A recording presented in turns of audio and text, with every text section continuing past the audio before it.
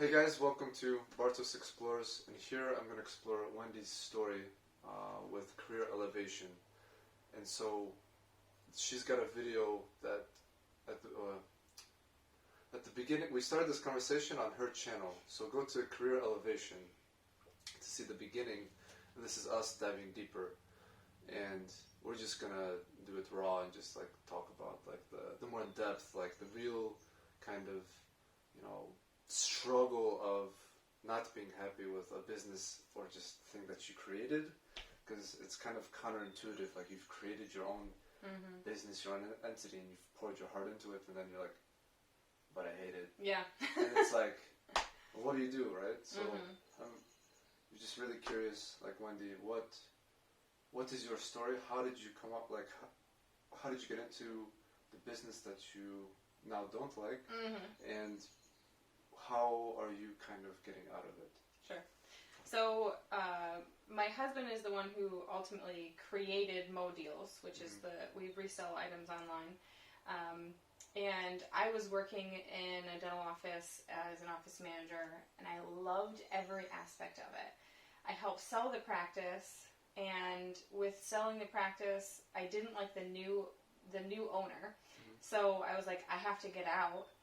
But I also had that entrepreneurial mind where I wanted to help other offices do something else. So I started a business. I went to another office while I'm starting this business because I was only working 3 days a week there. And I'm glad that I had that business, but it failed. It failed because I wasn't interested in it enough. I was interested in what we were talking about in my video. I was interested in building it. But then once it was together, I was like, it's just not me. It's not what I want. So the fun part of it was putting the website together and finding the people and starting conversations and starting like the blogs and the podcasts, starting everything. But then once it was all together, I was like, oh, this isn't me. I don't like it. And so with that, my husband started the business. And I've been with him side by side, working with him, helping him the entire time. And now that it's big, we own our own warehouse. We have 10 employees. Now it's big enough. And I've been working with him full time for 2 years now. I'm just not happy. I'm not satisfied. I don't feel like I'm a business owner with him. And I think that's partly because I haven't... The whole time I've probably just been thinking in the back of my head that that this is his business. It's not my business, it's not our business, but it's his business. And because I want to do something else. So with this new Career Elevations, not the failed one, a new one, with Career Elevations, this started a few months back when a friend of mine got let go of a job. She was working there for 30 years. And I knew that she did not have the skills needed to create a resume. So a friend of ours had told me she got let go on a Thursday night. And I thought, what is it that I can do to help her? She is such a wonderful person. How can I help her? So my friend said, well, don't talk to her tonight. You can talk to her tomorrow. So on that Thursday night, I put together her resume, her references, a cover letter, and I found her 6 or 7 positions to apply to. Wow. And I told her all of that stuff on Friday. I sent her the email. She came over on Saturday. She got a position on Monday. And that's awesome. Yeah. That's exciting. So like I was super excited about that, but then she didn't end up staying there for very long. Now, there's reasons behind that, blah, blah, blah. But then that started me thinking, well, I don't want to just find people jobs. Like, I want to find people a career, something that they can actually love doing what they're doing. So I don't want to just teach people or create resumes for people. I want to educate them and show them how that they can make a career out of doing what they want to do. Find a position that they will really enjoy versus just another job, another position. So that's how I got to Career Elevations. And then many months later, I've got a website, got clients, got lots of stuff together, and round it up. And this week I'm starting with a business coach, and I'm super excited about it. That's so sweet. I know that it will just transform everything, and that part is super exciting to me as well, because it's another aspect of growing, like we had talked about in my video, where the growing aspect is so much fun. And really, I think with having a business, you can be happy and satisfied with certain things when you're growing and doing additional things. But what I'm doing now, working, with my husband and stuff, I feel like I don't have a place to say, let's grow into these other aspects. So that or time.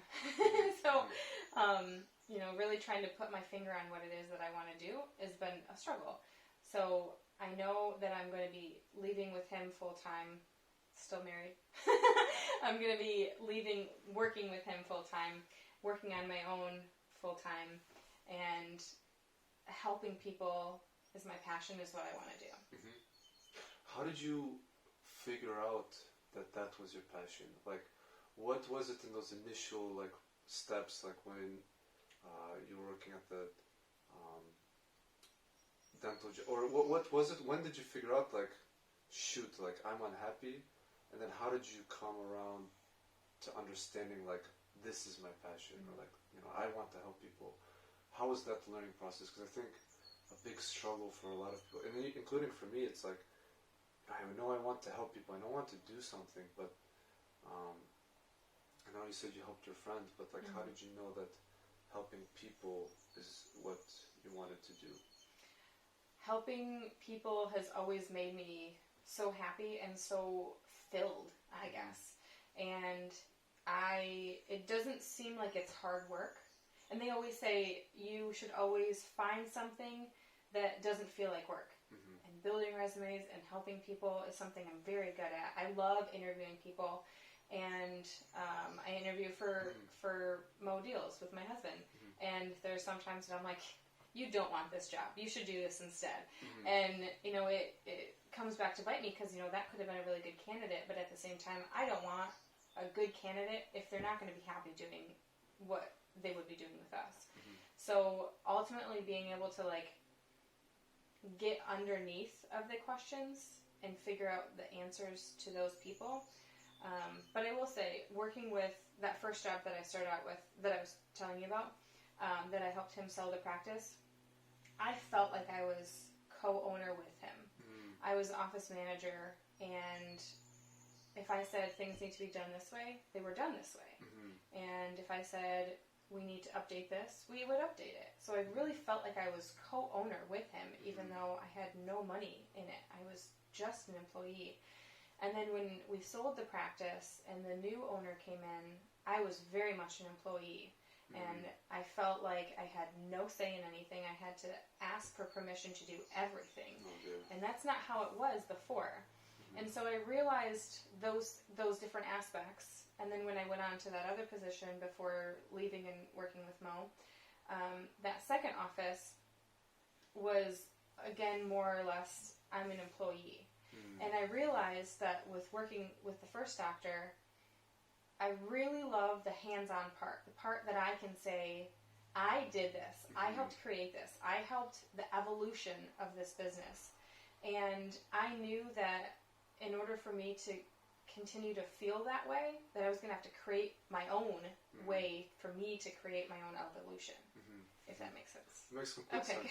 There's a book called Succeeding with People by Vanessa Van Edwards, and in it says, if you feed people an idea, spoon feed someone an idea, they're not going to do it. Yeah. But if you ask them or kind of make them think that it's their idea, they claim ownership of it, they are more likely to then jump on it and make it grow. So it sounds like when you're an employee, they're just telling you what to do. Whereas when you felt like a co-owner, your ideas were yours and they're actually becoming something, and that's really cool. Yeah. What do you think, what happens when you have an idea and you claim ownership of it and then you create something and then you realize you hate it? So that was my first business. my first business was called Forever Green, and I created it, I put it together, and I got so much negative feedback, and I started thinking, you know, if I want to evolve this business, I don't personally think that I'm at the point that I can evolve this business quick enough and seamlessly enough to make it seem like it's not just a total transition. So that's why I created this other business, Career Elevation. So Forever Green was me helping dental offices transition to chartless or paperless. And I went to some trade shows and told people my idea, told people what I was doing. Some people were like, oh my gosh, that's such a great idea. But, you know, living in Michigan, there's a lot of offices that are not chartless. And when I go to these trade shows, people are like, well, why do people need to hire you? And I'm like, yeah, people have been doing this on their own, but if you want to make it easy and seamless, I can help you with that. I didn't feel like my messaging was good enough, and I'm so thankful that business failed, because I wouldn't be where I'm at today if I didn't have that business to know about those failures. So I was trying to take all of those failures that I had from the last business and turn them into wins for this one. So I was able to evolve it and figure out what I wanted to do faster and better. So failure was really an opportunity for growth. Yeah, absolutely. And I have a friend of mine who, during Forever Green, in the very beginning, she was like the first mentor that I found. I wanted to find a dental consultant that was young, like me. And she was the youngest person that I found on this website that was just dental consultants. And I called her and she goes, well, why would you pick me? And I'm like, well, you're the youngest one. So, you know, you're doing this in real time. I don't want to talk to somebody who's 50 who's been doing it for 30 years, because so much has changed in the beginning stages of business. So one of her first questions she asked me was, when was the last time you failed? And I just immediately was like, I don't know. And she's like, no, like, I want you to give me an answer. I don't want that bullshit. And I was like, I thought about it for a while, and I'm like, I don't know. And from that, I realized that I always put everything into a positive aspect. And I find the negative in things and take those negatives, but then I find the positives from what I learned from those negatives. So it's like, it's a good thing, but at the same time, people are like, well, what was the last thing you failed at? I'm like, I don't know, because I turn everything into a good thing. So, you know, failures are good, but you have to learn from them and know which are your failures. I'm curious, when you said like you received a lot of negative feedback, like from people in your business, did you kind of realize that this isn't what you wanted to do because of the feedback, or did you feel like it wasn't you? Like, how did you kind of navigate that? Because if you do anything, even if it's your passion, you'll run into negative feedback regardless. So how did you understand that it's not just I'm quitting or this is a failure because of negative feedback, but really it's just not me? How did you? So I think that aspect of it was, I was going to have to evolve the business with working so quickly that I didn't think that I could possibly do it. And it was at a point where it was easy enough for me to just say, I can be done doing this and work with Mo and be comfortable. Which is dangerous. I'm not, like, then I got in there and I was like, I'm not a comfortable person. Like, I don't want to be comfortable. And I don't need to be comfortable. I don't need to be one of those people who works 40 hours, I clock in at 8, and I leave at 5. Like, I don't need to be one of those people. That's not who I've ever been. And I think that there's a lot of us out there that maybe don't even realize that we are not one of those 8 to 5 type of people, that we can create our own type of thing and do whatever it is that we want. But with that negative feedback, I was able to kind of realize, how do I say it? I don't know. I was able to realize that what I was doing was just kind of I can do this, so let me help other people do this. But there wasn't a good enough backbone behind it. I think that was more or less it. Okay. Because if it would have been a better idea, I think I would have stuck with it.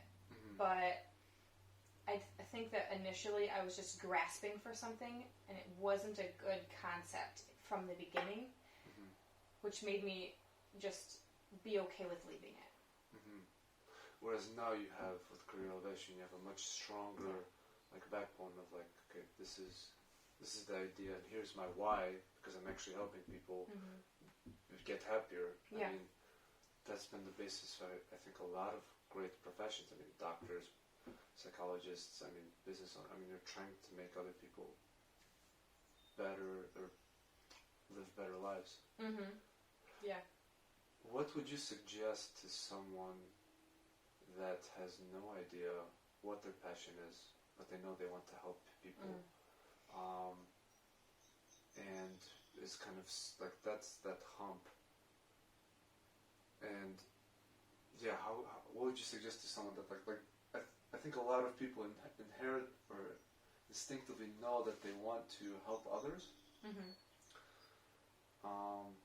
but let's say they don't necessarily have certain concrete skills, for example, or they don't know how they can actually provide value. Because I think when you're young, you know you want to help people, but let's say you're 25 and you just finished college, and you're just but there's always that question in the back of your mind, who actually needs you? You know, what value can you really provide, and how did you get over that hump? So That was a really loaded question. That was a lot of a question. So I guess I would ask, how would you suggest a person figure out what their kind of passion is when they're lost? So what makes you happy? And for both of us, making people happy is what makes me happy, and what makes you happy. And this literally just happened to fall in my lap, where I wasn't doing anything with... I was doing a little bit with helping people find jobs and find careers, because I had this Facebook group 3 or 4 years before making that resume for a friend of mine. And so I have always kind of been helpful in this aspect, but I never... Can you stop snoring, Roxy? So I've already been in this, but when I actually helped her and I saw how happy it made her and how much pressure was relieved from her by me doing this small little thing that took me hardly any effort, and that much time, sometimes it's just right in front of you, and you have to open your eyes big enough to see, this is something that I can do. I have enough knowledge on it, and I can go and YouTube stuff. I can go and purchase courses. I can take a class at the community college or whatever. I can do some little things that aren't going to offset it a ton. I can start creating things to help people in something that seems effortless. I think that's it. So they also say, though, if you have a hobby and you love doing this hobby, that sometimes if you take this hobby and then you get paid for it and you don't like it, that's something that you also have to consider. So if in the beginning, if I was I don't know if I really want to do this, I could have said to people, let me do your resume for you. I'll do it for free, or I'll charge you $50 for it, or whatever. And if I didn't like receiving the money, if I didn't like that aspect of it for the service that I was doing, then I wouldn't have done it. But in the beginning, I had already done resumes. People had already been approaching me, asking me, can you help me find this job, blah, blah, blah. So it was always something where they wanted to get out of a bad situation, and I guess in a selfish way, I was kind of feeling like the superwoman. Let me help you get out of that shitty situation, because I've been there, and I hated being there, I think you've told me before, but what was your shitty situation like that? I want to hear that story of like when it was like your rock bottom essentially. Yeah. In working at a position was the office before the one that I helped transition. I don't want to say anybody's names because I don't want anybody to be upset or anything. But we'll call him Dr. Mean. So Dr. Mean was mean, and I was working there for like a month or two, and I realized that it just wasn't for me. That this guy is not nice. And I thought that it would be okay because the office manager had been there for 15 years. The other dental assistant was there for 30 years. And I was like, okay, well, it can't be that bad. You know, people around town, he's got a really bad reputation. And I was just like, I'm strong-willed. I'll be okay. Everything will be fine. And I started working with him for a month or two, and I realized this guy is a total asshole. It took me 6 months to get out of that job.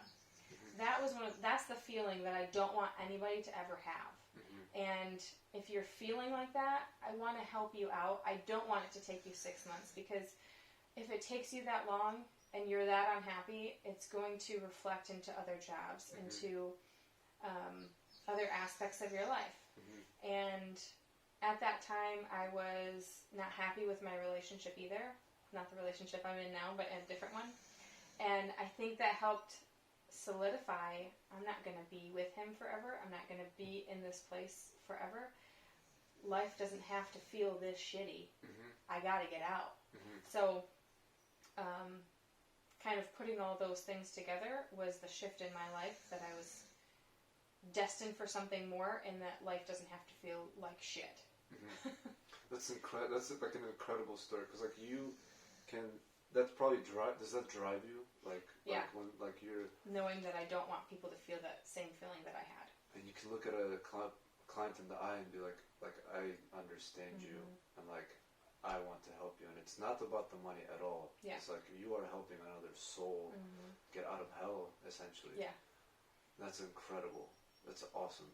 Yeah, and that's why I have my YouTube channel too, because it's like some people don't understand to have the investment on the front end, that it might cost you $150 for whatever service it might be, but how much is that $150 doing for your soul? Mm-hmm. You know? Mm-hmm. And so that's the part that I'm missing in my business. My business is still really young, so I'm trying to convey that in my business, where $150, but over your lifetime of happiness mm-hmm. is so much more worth it, so much better mm-hmm. than struggling and being like, I don't have $150 to spend, you know? Mm-hmm. And I'm not that kind of person that's like, well, you don't have $150, you're not going to, whatever. I will always be there, and I'll always be helpful, which is why I have the YouTube channel. Mm-hmm. I always want to provide value, and I follow Gary Vaynerchuk. Mm-hmm. Mm-hmm. And awesome. So he always says, give away your best stuff for free. Yeah. And that's what I feel like I should be doing. I feel like he's created such a big and good business and ethical business that a lot of big business owners don't have that ethical aspect, mm-hmm. which is what I want to provide to people. Mm-hmm. We need more people like this. Like you and Gary Vee. Ethical people, yeah. I feel like ethical is kind of hard to come by more and more lately. But part of it is you're ethical because of, like, you've seen, like, the dark side. You've seen, like, the darker aspects, and now, and you're able to help your one friend at one point, and you're like, oh, it sounds like, you saw your unhappiest moment and also your happiest moment, mm-hmm. and you realize how they correlated, and you're like, oh, mm-hmm. that's the connection, and this is what I can do to help others, mm-hmm. and that's incredible. For me, it was when I was in the Peace Corps. I was working with an environmental group of kids, and we had a project doing recycling. Mm-hmm. And I had a director, Moldovan director, and she basically tried to steal the project from us, and we all got kicked out. That was one of the lowest points in my life. I mean, I was at that time I was still smoking cigarettes and drinking a lot, so I was just like, that's what I did for 2 weeks. Mm-hmm. And then eventually, this manager that I had, she asked me, one question, like, what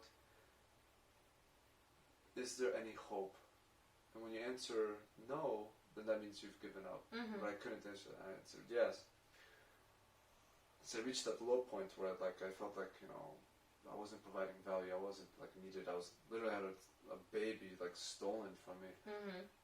But then I was like, but then there's these kids, these environmental kids that can still help. And I was like, let's try and start a non-profit together, our own non-profit.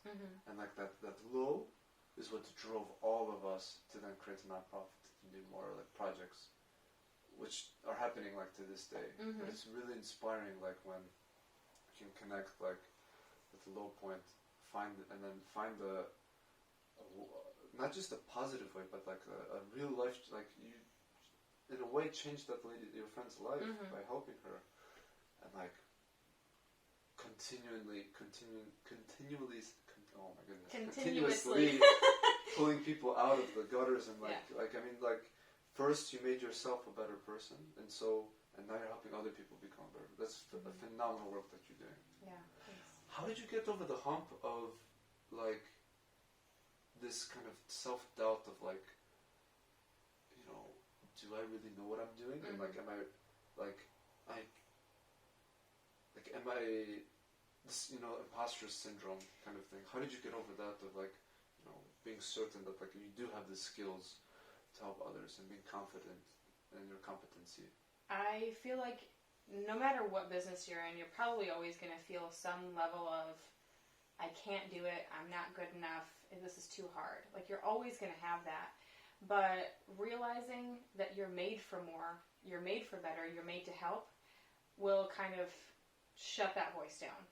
And I have been a hiring manager for like 6 years, and a lot of my hires have been really, really good. You know, we always have good hires and we have bad hires, and I've had more good hires than bad. And I enjoy the aspect of hiring people and helping people and just kind of knowing, I guess, that I'm doing a good job. And this time around with this business, I feel like I've done more of, I'm not going to ask people's permission. I'm just going to fucking do it. Because if I ask someone's permission, they're going to say, well, if it was me, I wouldn't really like color on my resume. I wouldn't like a photo on a resume. And I'm like, the resume that I'm creating is what I would choose if I'm hiring somebody for this certain position. You know, color is good for certain situations, and photos on your resume are good for certain situations. But your resume is what gets you the interview, but the interview is what gets you the job. And you have to have that whole rounded education aspect, which I can give to people. And there's not a ton of people out there who have been hiring managers and who have been employees and looking for another position. So I feel like with my hiring manager portion of me, I have been able to understand and seek out and now take that education and give it to another person to help them evolve in their business. So you've taken your past experience in many different ways, found how they connected, and now you can use that to provide value. And not asking anyone's permission anymore. Because I did that with the first business, and I don't want this business to close. Like, I think that this is a great business. It's a great concept, and you know, there's so many people out there who have really good business ideas. They tell one person, and that could have been a $1 billion idea, but one person didn't think it was a good idea. They shit on your dreams, and it's not the person who shit on your dreams. It's not their fault. They just gave you the opinion. It's your fault because you asked and you listened. So knowing who to ask, knowing what pieces to take from those conversations, I think is what can be very helpful. So essentially ask yourself or give yourself permission to do, no matter how bad it is, just do it. And if it fails, then it fails, and as long as you find the positive in the failure, then nobody gives a shit. You're the only one that should be judging you, and don't allow anybody else to judge your business, because your business is an extension of you. Exactly. Roxy, I think, has some words. She's trying. She's like, you guys are just talking about business. I just want to chase squirrels. I know she does. What would you tell a person that, they've got their own business and, they don't like it, and now they're trying something new and they're kind of half-assing it a little bit, but it's like, what do you tell yourself to encourage yourself to keep going?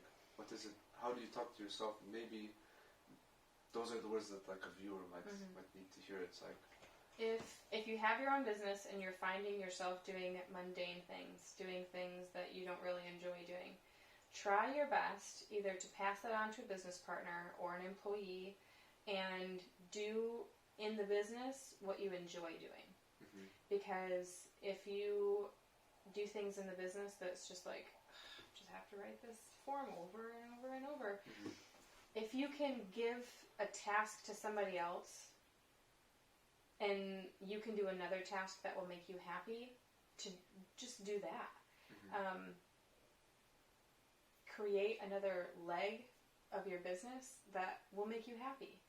And just engulf yourself in the happiness and in the positivity and in the things that you actually enjoy doing. Because if you just continue to do the things that you don't enjoy doing, it's an awful life. Yeah, it's just shit. What about the person that, has tried to do take those suggestions and they tried to make a leg and this, and now they're just like, I've tried it, and then what would you tell a person that has tried that? What do you think? If you're done with the business, you can close the business. You can sell the business. You can put the business on a back burner. You can pause it. And you can create or do something else that you enjoy. If you are thinking about doing this other kind of business. So you have this business and you have this business. If this business is not happy for you, but this is a business that you think you might be happy doing, if you can go and work for another company that is this business for 6 months or be an intern for 10 hours a week doing this thing to see if you like it before you give this up, do that. Work in this business for 6 months before you give it up completely. And I think what people have a hard time dealing with is the fact of, I'm switching jobs again. I'm switching my business again. I'm starting a new business. Because people on the outside will see that as a failure, but how many inventions did Ben Franklin have, And everybody thought that he was a fucking lunatic, and look what he's made, And same thing with Nikola Tesla.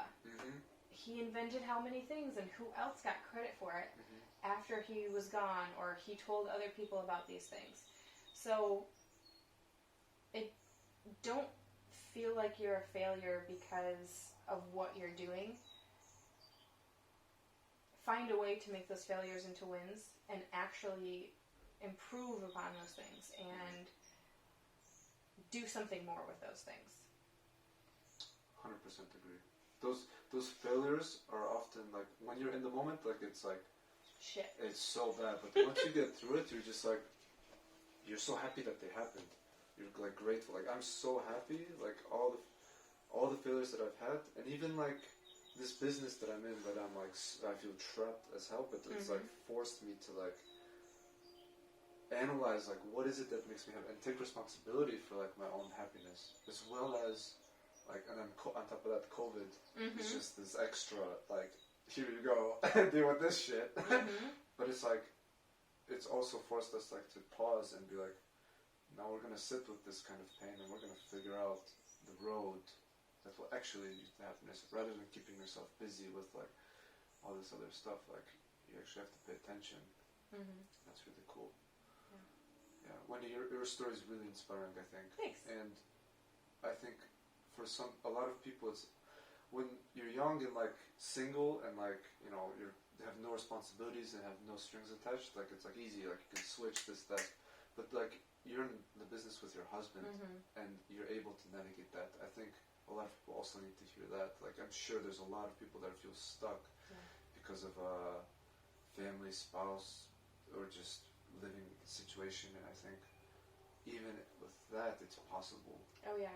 And that's really cool. And so when I hire for Mo Deals, I don't tell them that we're married, simply because when I was in dental, there's a lot of dentist wife that are office managers or their assistants, and there's a lot of people who, if they know that the dentist spouse is working in the office, they don't even interview there. Wow. Because a lot of times there's a lot of turmoil within the business. So I have told them I haven't told them until after they're hired, or sometimes it's even a few weeks after they're hired. We act like we're coworkers. We don't act like we're husband and wife at work, because when we're at work, we're coworkers, and we don't want to bring our home life to work, and we don't really like to bring our work life to home, which it's inevitable, it's going to happen, but we try to not cross that boundary a ton, and we've been doing a much better job at not crossing that boundary over the last few months.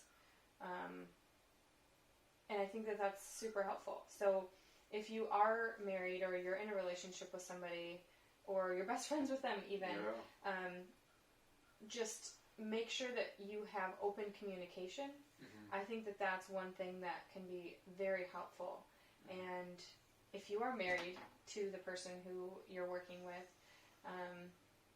make sure that you have that split. Because if you guys are yelling at each other all the time at work, your teammates know, and it doesn't make a happy situation for anybody. So tell each other if you fight about something, or if that person says something nasty to you. You say, would you have said that to any other coworkers here? Then don't say it to me like that. And I think once we started addressing each other like that, we were like, yeah, you're totally fucking right. Like, we can't talk to each other like that. And that was one thing that was negative about our business relationship, is we weren't talking to each other like coworkers in the beginning. And then once we realized we have to, that we're coworkers, and we're not husband and wife at work, that there was kind of that split. Yeah. And with that split came a lot of happiness, with understanding more what we have to do at work. That's a really important advice, I think. Yeah. I'm sure that somebody needs to hear that. Yeah, I hope so, because I needed to hear it a while ago. Yeah. So. I went to, the business I'm in is actually with a former best friend, and the friendship certainly hasn't been the same since. And it's like, I wish I had known these things, like, because there are so many, I mean, you read about it on the internet, like, don't go into business with your best friend. But why? Everything's going to be fine. I'm not like them.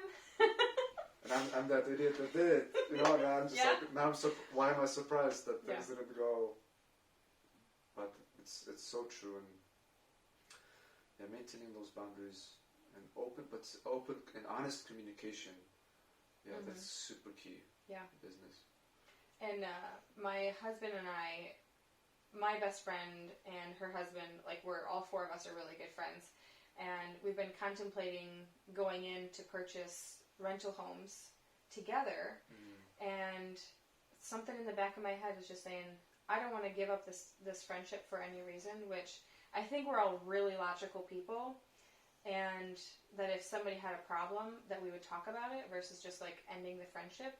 But there's just some part in me that says we probably shouldn't do that. If Mo and I want to buy a house and Alicia and Dave want to fix it, we will hire them to fix it versus our name being on the title of the house together. Because if anything happens, for whatever reason, we don't want to have to feel like, if Dave and Alicia move across the country, we don't want to have to feel like we're stuck with the whole business, but they get 50% of it. Yeah. So thinking about those things in advance, I think, is very helpful. 100%. So if you're thinking about going into another business, either make sure that you guys are both on the same page and good communicators, or not going into business together and having them be hired in. And if the business evolves differently later on, then cool. But so much harder to break up a business that's 50-50 versus to put one together that's 50-50. Exactly. Mm-hmm. Yeah. Because that's another easy way to get really stuck. yeah, and it sucks to try to sell half of a business or understand to know that it's my time to get out, or whatever the situation is. To kind of change gears, who are the people that inspire you, or your risers, or people that have pulled you up and inspired you? Or you mentioned Gary Vee. Mm-hmm. Do you have any others? Grace Rizza, she was that dental coach that I was telling you about. Okay. She is 33, I think, and I'm 28, so she's just a few years older than me. She started her business when she was 22 or 23, just getting out of college. Wow. She worked at a dental office as their marketer for, I think, a year and a half, and started her own business. When there's so many young people who are like, oh, I've only been doing this for 5 years, I shouldn't create a business. She started it at, only working at a dental office for a year and a half after college. It doesn't matter how long you've been doing it. There's so many people who get directly out of college and start a business. They haven't even worked anywhere. And, I don't think that you should put limits on yourself like that. But other people who I follow, I take their advice, or I listen to what they say. Jasmine Star. No, she's not a porn star, even though her name certainly sounds like it. Marie Forleo, Amy Porterfield. I think those are the top people that I've been listening to lately and taking their advice. And I've been more on YouTube, like watching a whole bunch of different random people lately versus just following one person all the time and listening to all their content, because I think that we really should be getting well-rounded content versus just listening to one person. And how often is it that you're going to listen to one person and they know exactly like what your business should be? Never. There's no identical two businesses out there. So taking pieces from each person, I think, is what's key. And if you took aspect 1 and aspect 2 from these two different people, maybe swap it and try it a different way, because don't give up. Mm-hmm. Thank you, Wendy. Yeah. Your story is really, actually, one of the reasons why I started this YouTube channel was actually when you made that, I think you asked the question on your Facebook, what is something you could talk about for 40 minutes or an hour with zero preparation? And I was like, learning languages. Mm-hmm. And then we talked about it, I was like, I've always wanted to do a YouTube channel, and I didn't know what to launch it with. And, I just was like, I'm just going to write in the comments, like, maybe I'll write a video. Because you said you wanted to learn Arabic, and I was like, shoot, that's something that I could, share and launch a YouTube channel with. And, so you are actually, also one of my risers. Thanks. I've been following, your YouTube channel, and stuff. And I remember, a while ago we had that conversation. We've had similar conversations to this before, and I really wanted to record it because I think it would be extremely valuable for a lot of people. And you mentioned it, 74% of people are unhappy with, what they do in their job. And that's, a third of our lives. Yeah. Which is incredible. Yeah. And we don't have to feel like life is shitty.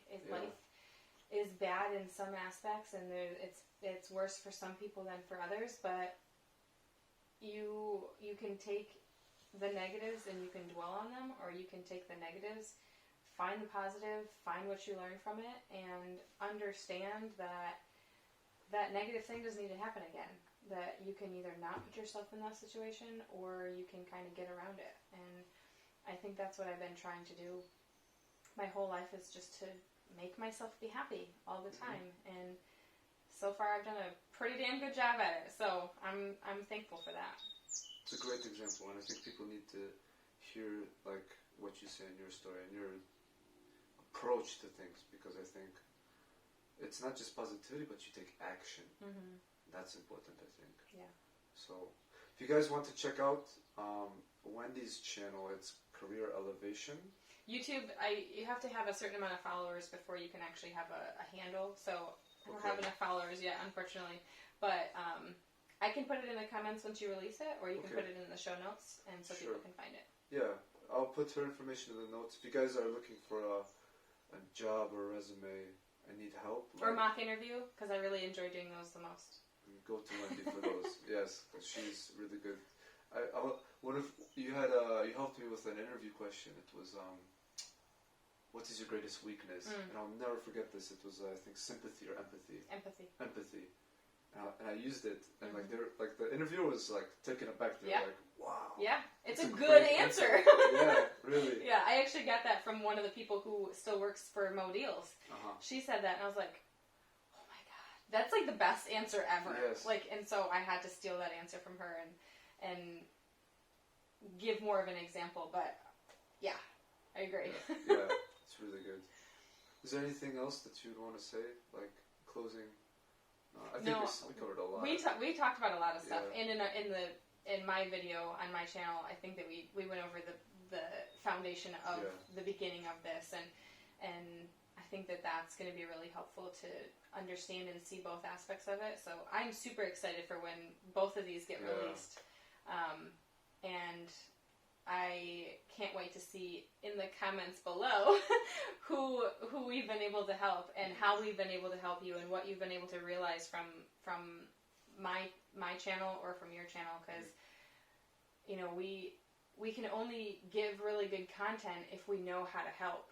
And so with more comments and more interaction, that's how I'm helpful. I'm sure that's how you're helpful too. Yeah, guys, share a bit of your story in your comments. Like, it's important to speak your truth. Part of this YouTube channel is just like I'm just trying to tell my truth, and hopefully it will get better. I mean, that's the first step. So you guys can take the first step, right?